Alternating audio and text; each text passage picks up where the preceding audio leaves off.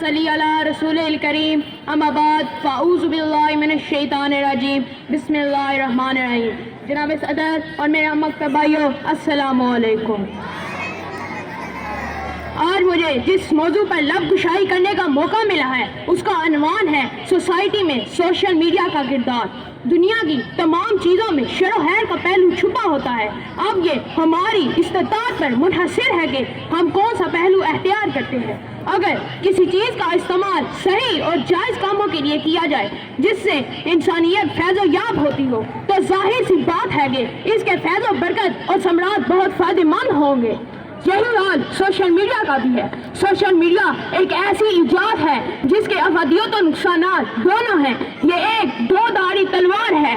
Social media کے حقیقاً اگر دیکھا جائے تو اس کے نقصانات اس کی افادیت سے زیادہ ہیں، چاہے وہ مذہبی ہو یا دنیاوی ہو۔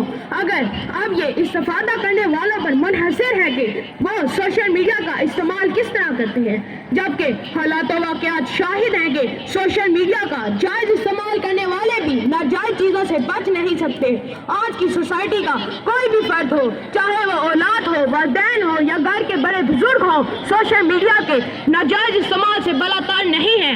خواتین صنف نازک ہیں اور کم سمجھ بھی ہیں، اور کہا جاتا ہے کہ ناقص عقل اور کم سمجھ بھی ہوتی ہیں، کسی پر بھی جلد بھروسہ کرنے والی اور جذباتی بھی ہوتی ہیں، جس کی وجہ سے ان کے متاثر ہونے کے امکانات بہت زیادہ ہیں، جس کے نتیجے میں ان کا استعمال شدت کے ساتھ خاموشی سے کیا جاتا ہے۔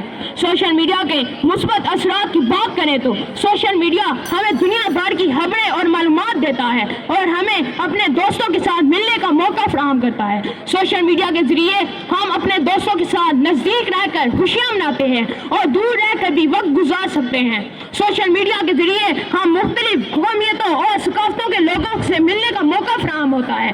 سوشل میڈیا ایک ایسی ایجاد ہے جس کے مفید ہونے کے اثرات بہت ہیں اور یہ جس حد درجہ خطرناک بھی ہے۔ اگر ہمیں سوشل میڈیا کا استعمال کرنا ہے تو ہمیں سوشل میڈیا کے منفی اثرات سے گریز کرنا ہوگا اور سوشل میڈیا کے مثبت اثرات کی طرف جانا ہوگا۔ آخر میں یہ کہنا چاہوں گا کہ سوشل میڈیا کے منفی اثرات سے گریز کریں اور سوشل میڈیا کے مثبت اثرات کی طرف جائیں۔ شکریہ۔